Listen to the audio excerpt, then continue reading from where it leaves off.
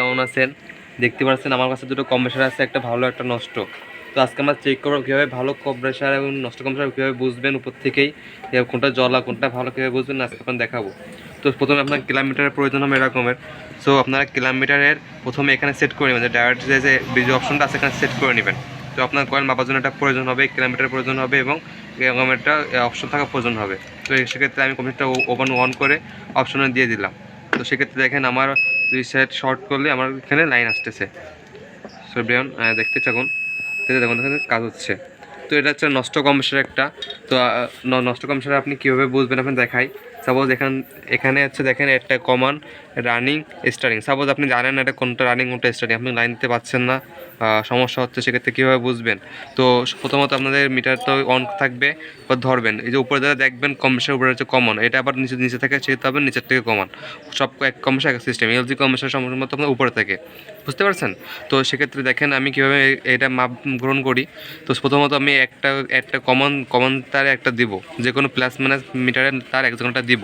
সেক্ষেত্রে এখন ফলো করেন, আমি একটা ধরলাম, সেক্ষেত্রে আমার পয়েন্ট কত দেখাচ্ছে দেখেন সবাই, 5.1 দেখাচ্ছে, 5.50 দেখাচ্ছে। ব্যাস, এবারে আমি আরেকটা পয়েন্ট চেক দিব। সেক্ষেত্রে এই দেখেন সেটা আছে 15.5 আছে, 15.5 আছে। তো আপনারা কীভাবে বুঝবেন কোনটা রানিং কোনটা স্টুডেন্ট? দেখেন এটা জল কম্প্রেসার, আপনার কম্প্রেসার যদি সাইড যদি 4-এর থেকে নিচে নেমে, যদি 10-এর থেকে নিচে নেমে চলে আসে, তাহলে ভাববেন যে এটা নষ্ট, এই সেট কয়েল নষ্ট। এবার দেখেন আমি এবার সেট ধরলাম, এটা আবার স্টার্টিং কয়েল ভালো আছে, এটা 15 আছে, 10-এর উপর আছে, যেহেতু কম্পিউটারটা ভালো আছে। এবারে আপনি মোট কীভাবে পাবেন দেখেন, ফলো করেন। এই দেখেন এই যে দুটো যোগ করে কত হয়েছে 11। এভাবে আপনারা মাপ করতে পারবেন। যেহেতু এটা কম্পিউটার জল সেক্ষেত্রে কমশো করতেছে, আপনাদের ভালোটা মেপে দেখাবো কীভাবে বুঝবেন। তো দেখেন এই যে এটা আসছে কত 4 পয়েন্ট, দেখেন 10-এর থেকে নিচে কমে চলে আসছে, যার কারণে এটা নষ্ট। আর দেখেন এই সাইডে কত, এতে এখানে আছে 15, এটা একটু ভালো আছে, দেখা যাচ্ছে গাইস এটা একটু ভালো আছে, মানে তো উঠতেছে, তার মানে একটু ভালো আছে। যে এক সাইড জ্বলেছে, যেটা এক সাইড একটু দুর্বল হয়ে পড়ছে। তো এই কমরা নষ্ট, এই কমরা দিয়ে কোনো কাজ। তো দেখতে পাচ্ছেন আমি মেপে দেখালাম এটা কেমন। এবার আমি ভালোটা দিয়ে আপনার মেপে দেখাই, দেখেছেন ভালোটা দেখেন। তো দেখেন এটাও সেম, এটাও এরকম 3টে পিন আছে, ঠিক আছে। এটা মেলা ওয়াট থাকে, মেলা পার্থক্য থাকে। তো সেক্ষেত্রে দেখেন আমি কীভাবে মাপ পূরণ করি মিটারে। দেখেন আমি মাপ এখান থেকে করে নিছি। দেখেন আমি মিটার এখান থেকে এটা অপশন দেওয়া আছে, এবার আমি দেখবো কীভাবে। কমন একটা আমি ওখানে ধরলাম, কমন একটা নিলাম এবং একটা ধরলাম। দেখেন এটা কত আছে, 18 পয়েন্ট আছে, তার মানে এটার কয়েল ভালো আছে, এটা 10-এর উপরে, মানে কন্টিনিউটি ভালো আছে। এটা সেটটা দেখবো, দেখেন 21, তার মানে এটা চলে স্টার্টিং, এটা রানিং। স্টার্টিং কীভাবে বুঝবেন? যেটা থেকে কম শো করবে, 10-এর উপরে থেকে কম শো করবে, সেটাই হবে হচ্ছে আপনার ছিল আপনার রানিং।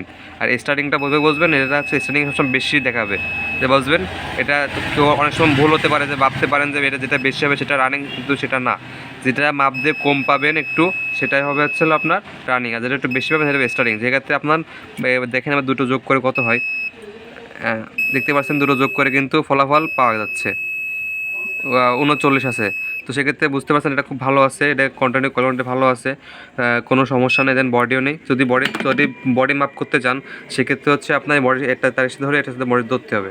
দেখেন এই যে শব্দ হচ্ছে, দেখেন বডি নাই। যদি বডি থাকতো তাহলে আপনার কমার্শিয়াল, তাহলে কিন্তু সাউন্ড দিত আমাদের মিটারে। তো দেখেন মানুষের সাউন্ড নাই।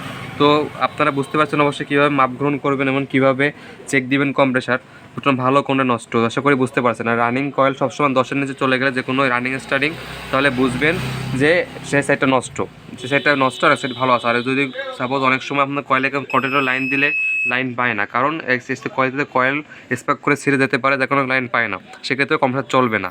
তো আপনারা এইভাবে মিটার দিয়ে মাপ দিলে বুঝতে পারবেন কীভাবে নষ্ট ভালো কমছে, কীভাবে বুঝতে পারবেন। এটা যেভাবে দেখলে পরিমাপ করলে আপনি সেটা বুঝতে পারবেন। সো এভরিওয়ান, দেখলেন আমি কিভাবে কাজটা সম্পন্ন করলাম। তো আপনাদের নতুন হয়ে থাকেন আমার চ্যানেল, অবশ্যই চ্যানেলটিকে সাবস্ক্রাইব করবেন, সাবস্ক্রাইব করে পাশে থাকবেন, লাইক কমেন্ট শেয়ার করবেন। আপনাদের লাইক কমেন্ট শেয়ার আমাকে নতুন ভিডিও বানাতে উৎসাহিত করে। ধন্যবাদ সবাইকে আমার সাথে থাকার জন্য এত সময়।